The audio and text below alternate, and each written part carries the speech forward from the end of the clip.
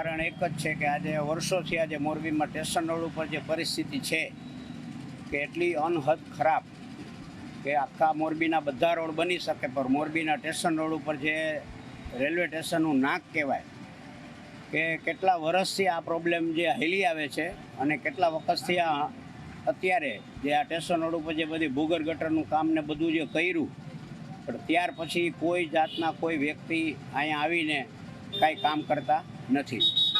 નગરપાલિકા હતું ત્યાં સુધી સારું હતું, મહાનગરપાલિકા બન્યા પછી આ પોઝિશન ચાલુ થઈ છે. કોઈ અહીંયા સંભાળ કાઢવા વાળું છે નહીં. ગમે તેટલી વાર રજૂઆત કરો છતાં એનો એ પરિસ્થિતિ રહે છે.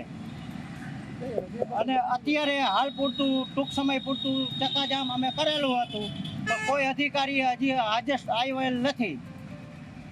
અને હવે જો આનો નિરાકરણ નહીં આવે તો અમારે ઉગ્ર આંદોલન કરી અને રોડ રસ્તા ચક્કાજામ કરવા પડશે. એવી પરિસ્થિતિ ન આવે એ પ્રમાણે નગરપાલિકાને પ્રમુખ સાહેબને અમે વિનંતી કરીએ છીએ, કમિશનર સાહેબને, કે તમે અમારો નિકાલ કરો. આજે મોરબીની અંદર લોકોએ રસ્તા માટે, પાણી માટે, ગટર માટે આંદોલનો કરવા પડે, ચક્કાજામ કરવા પડે, ત્યારે આ તંત્ર જાગે છે. ત્યારે મોરબીના તમામ રસ્તાઓ અત્યંત કથળેલી હાલતમાં હોય.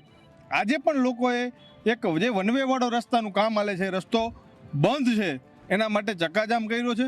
ત્યાંનું તાત્કાલિકના ધોરણે કામ થવું જોઈએ, કારણ કે મોરબીની જનતાને હવે ખબર પડી ગઈ છે કે આંદોલન સિવાય, ચક્કાજામ સિવાય કોઈ પણ જાતનું કામ થવાનું નથી. એટલા માટે વેપારીઓએ ન છૂટકે બહાર આવવું પડે છે. મોરબી મહાનગરપાલિકા દ્વારા હાલે સુપર ટોકીઝ રોડ તથા આસ્વાદ પાનથી જડેશ્વર મંદિર સુધીના ડ્રેનેજ લાઈન નાખવાની કામગીરી, જેમાં સુપર ટોકીઝ રોડથી ચિત્રકૂટ ટોકીઝ સુધીના રોડની કામગીરીમાં ડ્રેનેજનું કામ પૂર્ણ કરેલ છે. અને આસ્વાદ પાનથી જડેશ્વર મંદિર સુધીના કામ હાલ પ્રગતિ હેઠળ છે. જેમાં આસ્વાદ પાન પાસે જે આઉટલેટનું કનેક્શન છે, જેમાં આપણે બોરિંગ કરીને કામગીરી કરવાની હતી, જેના કારણે થોડોક વિલંબ થયેલ છે. અને ત્યારબાદ કામ પૂર્ણ થઈ જશે અને અત્યારે કામ પણ હાલ પ્રગતિ હેઠળ છે.